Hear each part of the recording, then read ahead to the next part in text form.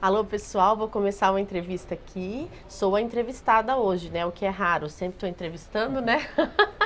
Mas eu tô com o Cabreira na Rádio Difusora. Então vamos lá?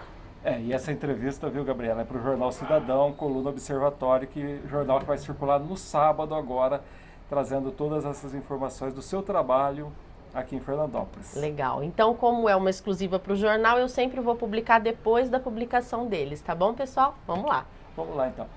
Bom, Gabriela, a gente está aqui para falar exatamente do teu trabalho como terapeuta, principalmente nessa área que nós vivemos hoje, que é da questão é, principalmente dos filhos. Nós aproveitando esse momento que nós estamos vivendo aí, a comemoração do Dia das Mães, os pais que têm filhos que apresentam sistematicamente problemas de saúde e tal, como é que está surgindo essa nova medicina que está tratando dessas questões ligadas a filhos que têm doenças recorrentes? Olha só, é uma grande alegria a gente poder divulgar essas informações, porque é a nova medicina, é a medicina do futuro.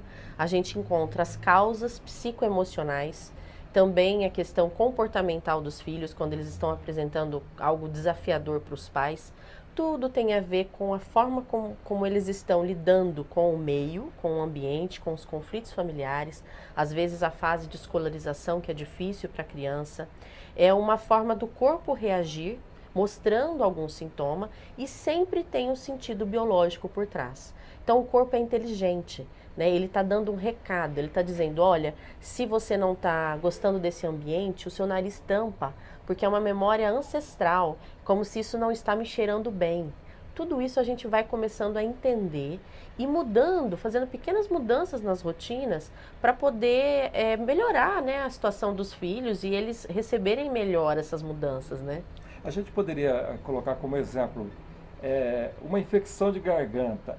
O problema não está restrito apenas à garganta, é algo além disso. E mais que isso, às vezes muda o tempo. Vem a infecção, a gente acha que é o tempo, a imunidade caiu. Não, a imunidade já está baixa por algo emocional que essa criança está passando, por algo que ela quer expressar, verbalizar. E o canal é o nosso chakra da garganta, ok? Ela não pode, porque ela nem consegue às vezes expressar aquilo. Ela é um bebê ou ela é muito pequena.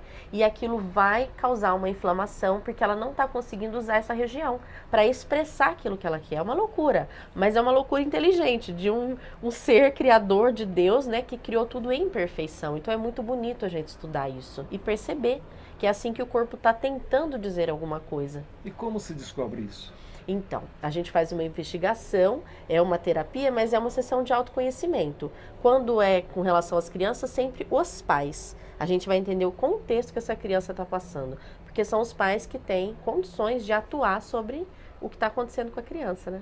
Então, quando Sócrates disse lá atrás, conhece-te a ti mesmo, ele já estava dando uma pista. A verdade vos libertará. Para completar isso que você está falando, é isso mesmo. Então a gente vai ficar liberto de remédios, de tratamentos invasivos, quando a gente entender o que o corpo está dizendo e atuar na causa. Parar de querer ser paliativo ou estabilizar aquilo ali e daqui a pouco outra crise, outra crise. Porque pai nenhum quer ver o filho nessa situação, é muito difícil. E isso também se estende à questão do aprendizado? Totalmente. O aprendizado tem um exemplo muito clássico. A criança precisa ter foco para aprender, ela precisa se concentrar. Quando ela tem dificuldade de ter foco e de ter concentração, é porque a atenção emocional dela está voltada para algum conflito que ela não está conseguindo resolver. Então, por exemplo, separação dos pais. Se isso não está sendo lidado de uma forma respeitosa, que essa criança sente que está segura na presença do pai e da mãe, eu digo que ela não vai perder nenhum dos dois. Mesmo com uma separação, ela não tem respostas drásticas lá na dificuldade do aprendizado, por exemplo, porque o foco dela pode ir para o estudo. Mas se ela está preocupada em perder o pai, por exemplo, na separação, o foco dela está lá, está em outro lugar. Ela não tem condições de focar nos estudos. E é uma loucura, porque eu fico espantada, porque é simples se a gente for ver, o mecanismo é lógico, mas isso altera toda a vida de uma criança. E quanto mais pressionada ela for, pior vai ser. Agora nós estamos falando de criança, mas o adulto também sofre esse tipo de problema. A mesma coisa. Então vamos colocar, tá chegando o Dia das Mães, né? Vamos colocar uma mãe que tá super dividida entre o trabalho e a criação dos filhos pequenos. Ela tá num conflito. Ela nem tá inteira no trabalho e nem tá inteira em casa, com os filhos. E ela vai criar uma situação de descontamento, de contrariedade e normalmente os sintomas vão aparecer. Porque o corpo dela tá dizendo, olha, resolve isso, encontra um caminho do meio. Entende? Porque toda vez que o ser humano fica contrariado com alguma coisa, o corpo entra em disfunção. E uma contrariedade de uma vida inteira, por exemplo, lá na frente é um câncer. Porque aí o corpo já vem mostrando os sintomas. O sintoma clássico, tá? Começa com uma azia, um exemplo de contrariedade. Começa com uma azia, evolui para uma úlcera, evolui para reprodução de células, um mioma que não é ainda, não é um câncer, quando ele não é para matar, como que eles dizem?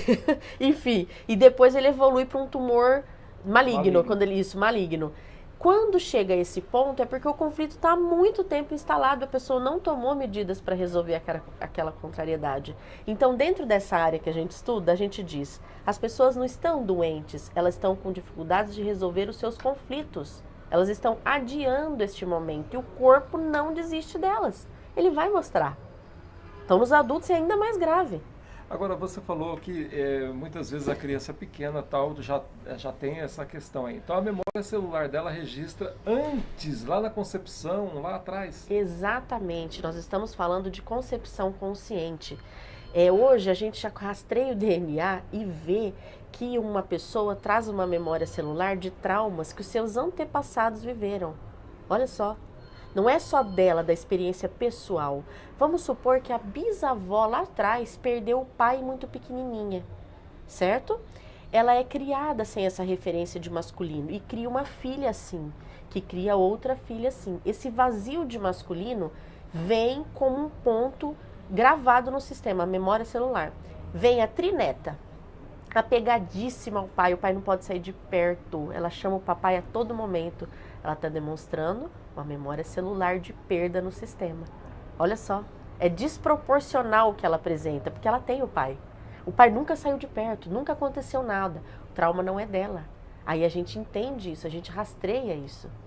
E quando a gente fala de bioalinhamento, o que significa isso? Bioalinhamento é uma linha que trata essa leitura corporal, biológica, através das funções do corpo, né? O que ele está querendo nos dizer toda vez que vem um sintoma ou uma doença. E a gente bioalinha, quer dizer, a gente trata o ser humano de uma forma integral, considerando as emoções, o fator psicossociológico dele ali, né? E psicossomático também. Tudo isso é considerado e a gente vai na causa, na veia daquele sintoma.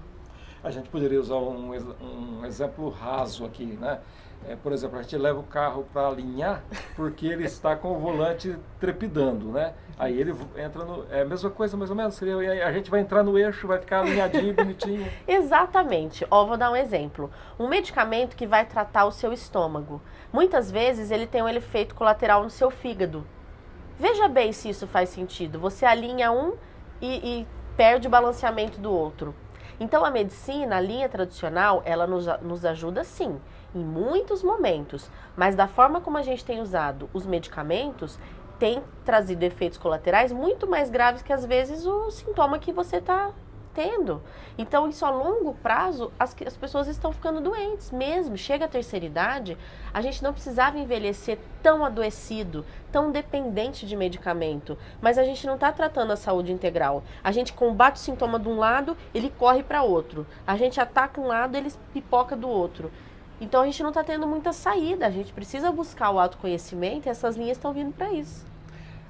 Gabriela, a gente falou já dos sintomas físicos, nós falamos até de questões já emocionais, mas nós vivemos hoje uma sociedade que está aí cada vez mais, vamos dizer assim, vivendo o virtual. E isso também afeta, isso também prejudica e causa esses tipos de problemas? Como eu faço palestra em escolas, essa foi uma pergunta de uma mãe. Mas o que a gente faz se quando a gente chega em casa, hoje a tendência é cada um estar num aparelho, né? Tá muito difícil o convívio. Eu disse para ela o seguinte, Tudo nessa vida com equilíbrio faz bem. A questão dos meios digitais, eu sou uma profissional que estou gravando isso para colocar, ela pode ser usada com equilíbrio, mas ela tem substituído os vínculos, as interações. O que isso significa? Isso significa que nós estamos vivendo uma síndrome coletiva de busca por vínculos rápidos, fáceis. Isso não existe, isso é uma ilusão. Vínculo eu faço com você a longo prazo, conhecendo você, ganhando sua confiança. Mas quando eu recebo um oi de alguém ou uma curtida do que eu postei, eu acho que eu tenho um amigo ali. Eu acho que eu tenho alguém. Isso, o meu ego dá uma massageada, mas dura 5 segundos. Então, quer dizer, é uma ilusão de eu ter amigos, de eu ter uma comunidade, de eu ter vínculos. Eu volto a ser solitário e aí, para compensar essa minha tristeza, esse meu vazio, essa minha solidão, eu vou para as compulsões, eu vou para os vícios. Eu vou para um doce, eu vou tentar um prazer que me substitua o vínculo, porque eu estou perdendo ele. Olha só, por me digitalizar, por me tornar uma pessoa virtual.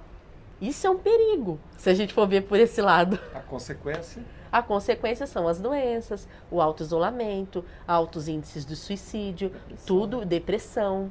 Porque depressão nada mais é do que a doença do vazio. Eu me sinto vazio sem vínculos. Isso pode vir lá de trás, de uma memória de que você perdeu alguém e que isso não está curado. Então, claro, você pode ter vínculos. Uma pessoa depressiva não é uma pessoa que está sozinha, não tem amigos, não tem família. Não, mas ela é tão forte, a percepção dela de estar sozinha, isso tem uma razão de ser. Então, a gente vai lá na causa. O que acionou isso nela? Então, o uso descontrolado dos meios digitais também nos coloca no vazio, na solidão.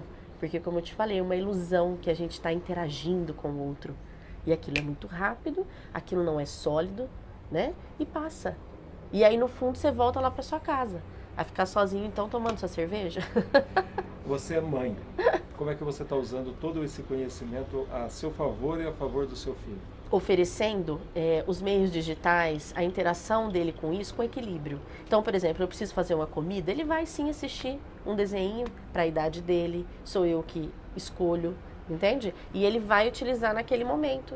Passa algum tempo ali, eu também tenho meu momento de lazer, quer dizer, com equilíbrio. Então, a maior parte do dia eu consigo oferecer atividades que ele corra, que ele brinque, que ele interage, que ele faça amizade. Tem a hora do brinquedinho, do jogo monitorado pelos pais. Tá tudo bem. A tecnologia ela veio para o nosso bem. É a gente que não está sabendo usar. Então, quando a gente assiste uma entrevista dessa e para um pouquinho o nosso dia, isso não nos trouxe um ganho, né? Então, quer dizer, a informação do bem, que nos faz bem, ela também vai estar na internet, que é um meio de multiplicação, né, de informação. Para os pais que estão aí vivendo momentos de dificuldade com os filhos ou com eles mesmos, qual o recado? O recado é buscar se conhecer, se curar, investir em você. Porque se você é um ser humano melhor, você está bem consigo mesmo, você tem prazer no seu trabalho, você tem prazer na sua relação pessoal, você vai ser um pai melhor. Você vai ser uma mãe melhor.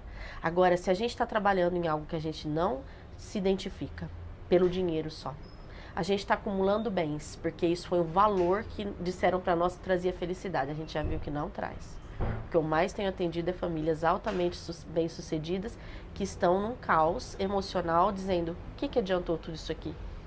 Os filhos, às vezes, com muitas dificuldades na vida, drogas, álcool, dificuldade mesmo de passar no vestibular, de não se encontrar, porque aquela ausência para poder construir tudo aquilo dos pais, hoje está gritando. Então, olha só que loucura. Por isso, a gente ter as coisas é saudável também, mas com equilíbrio. Então, a grande dica é, vamos acordar para o fato de nós estarmos servindo o trabalho. E o trabalho, ele quer servir a família. É ele que quer servir a nossa vida. Ele não quer que a gente viva em função dele. E essa foi uma inversão de ordem que está adoecendo a nossa sociedade. Nossa, que entrevista bacana. Valeu, Gabriela. Obrigada, querido. Valeu mesmo. É o tipo da entrevista que abre corações, viu? Não abre mentes, não abre corações. Obrigada. Bacana. Eu sei que é pouco tempo, mas a gente tenta colocar o que... Não, mas e até pra gente... Ai, tô emocionada aqui. Um beijo pra vocês. Nós vamos encerrar. Obrigado. Valeu.